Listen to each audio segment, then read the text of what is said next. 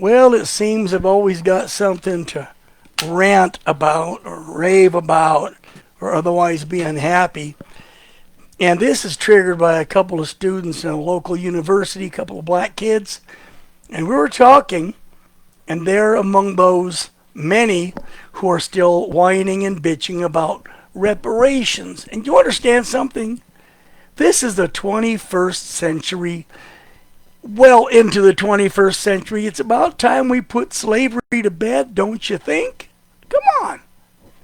We've done more than enough in our apology for slavery, even to the point of lowering our standard of living to keep these people happy.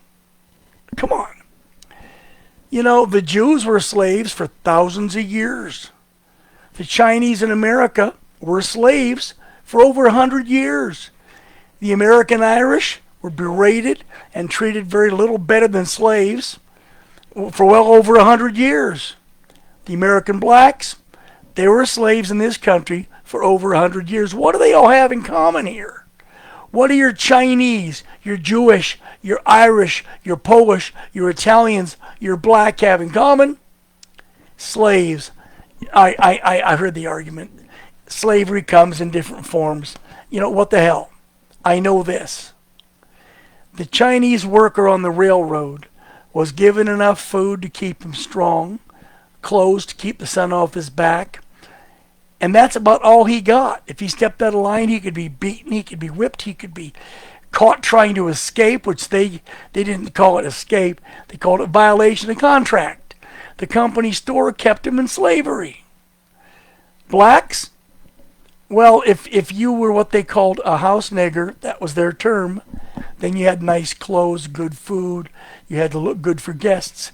But even in the field, you were fed, you were housed, generally in conditions far better than the East African, West African hellholes from which blacks had been kidnapped by the Dutch, an evil thing, sent over here, evil as well. You understand something? Black and non-black anarchist wiggers are feeding on the chaos that is caused by a race of very unhappy people.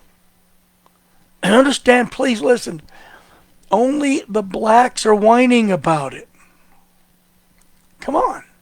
I don't hear the Jewish people or the Chinese whining about it. We've spent so much time, oh God, so much money. We've put so much effort into trying to apologize for black slavery. Affirmative action that was unconstitutional, as are DEI hiring policies, minority-centric welfare plans, all aimed primarily at the black population. Come on, all the way to their gross overrepresentation in films, TV, and music. You can hardly turn on a TV without seeing that at least 87% of all these people in ads are black, and they're never cast in a negative light. This 87%, now that's according to, let me read it here, the U.S. Center for Television Marketing and Policy. So here comes the question. This begs the question, since blacks make up less than 12% of our population, but take up 87% of our TV shows and ads, how can you justify this? Put the shoe on the other foot. Come on. Relegate blacks to a mere 13% of all TV advertising, commercials, radio, etc., and see if they don't rise up in a BLM fashion and start looting, smashing windows, throwing bricks at people, attacking cops, robbing, looting, killing. Hey, Black Lives Matter, baby. Now recently, not that long ago, the U.S. Supreme Court shot down an extremely bigoted, pro-black, black-only special recruitment program by Harvard University and others. The ramifications of that decision, they're still rippling through the colleges. I mean, the gavel fell many months ago. We're still feeling the effects of a great decision. But, you know, there's still the matter of just how much longer we, the American people, must continue to apologize for slavery. I'm not sorry for it. I didn't hold them as slaves. Nobody traceable in my family history had them. What the hell? There's still the matter of just how much longer we've got to put up with this. Come on. Now let me ask you, here's a question, okay? Are they looking for an apology? Do we want to apologize? Is it because we're afraid of black reprisals? We know that American blacks have a reputation, not all, but a whole bunch of them, for senseless violence whenever they don't get their way, when they don't get what they want. But you understand something? You hear calls not just of them wanting their way, they want restitution. They want hundreds of thousands of dollars. They want property. You giving money away to blacks in an apology, okay, in an attempt to reconcile slavery, it's not going to do any damn good. As a matter of fact, you give them $1, they'll ask for 10. You give them an inch, they'll take a mile. That's a fact. They'll continue to whine, continue to bitch, and demand. Yes, I said ancestors, because there isn't a black alive today whose grandparents, great-grandparents, even great-great, ever suffered as slaves.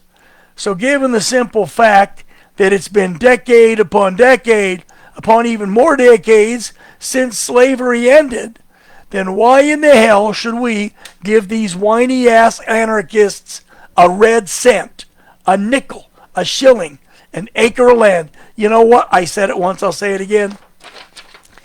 You give them an inch, they'll take a damn mile. Now, if the idea of reparations had any validity, if it did, which it doesn't, we get a drink of water here. Turn it down.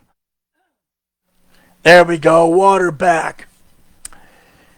If it had any validity, if there was any meat to this reparations, I would be due money because of my strongly Irish heritage and how terribly my ancestors were treated, like dogs, worked to death as slaves here in America.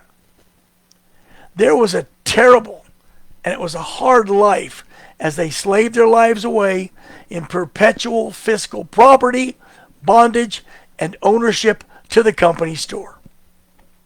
My good friend Timothy Chang, he should be paid for the suffering of his ancestors. It was they who were the large part of workforces and forced labor gangs that helped build the nation's railroads and cross the country. They stood there in rags, hungry, often ill, but they were there when the famous golden spike was driven, that spike that united the railroads from east and west.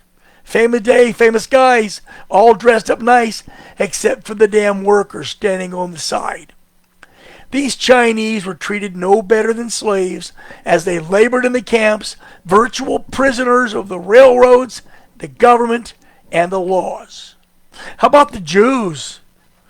People like David Saperstein. How about the reparations? They surely ought to get something. These people spent thousands of years in slavery. Should the U.S., with its diplomatic power and clout, should we get with the UN and demand that Egypt make reparations? Pay back the horribly wrong people who had been enslaved, mass murdered.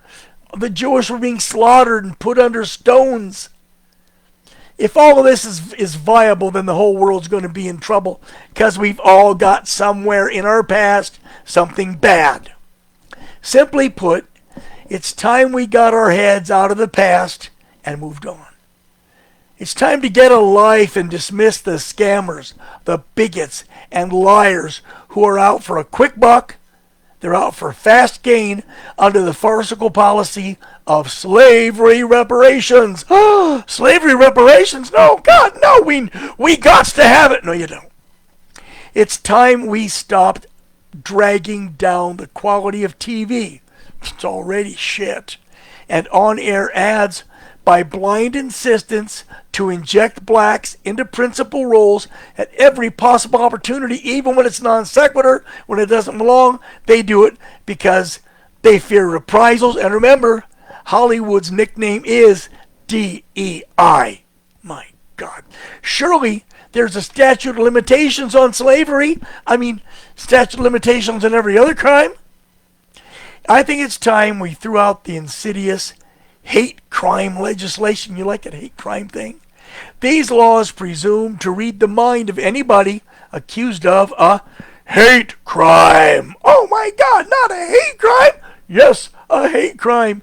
Well, blacks under the law are protected class, and any crime against them is automatically elevated to the level of a felony, a federal crime, a hate crime. Now, if a black guy mugs me or another black guy, it doesn't work. There's no hate crime. They won't even think about it.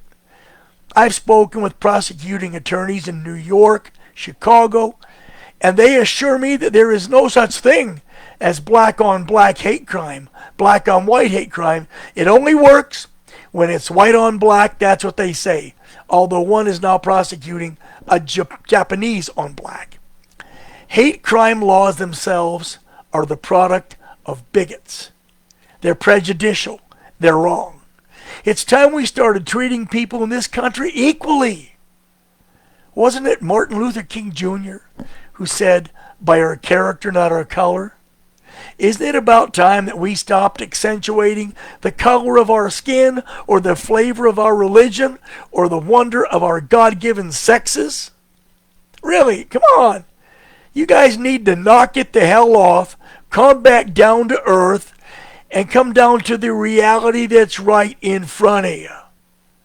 Under Obama and Biden, we saw more social, racial, sexual, religious division than in the previous 250 years in which we've been a country. It is time to rediscover the United States of America and put to bed the divided States of America. Yes, people, it really is time. I swear to God, it's time. That's all I have to say today. Thank you. Thank you very much.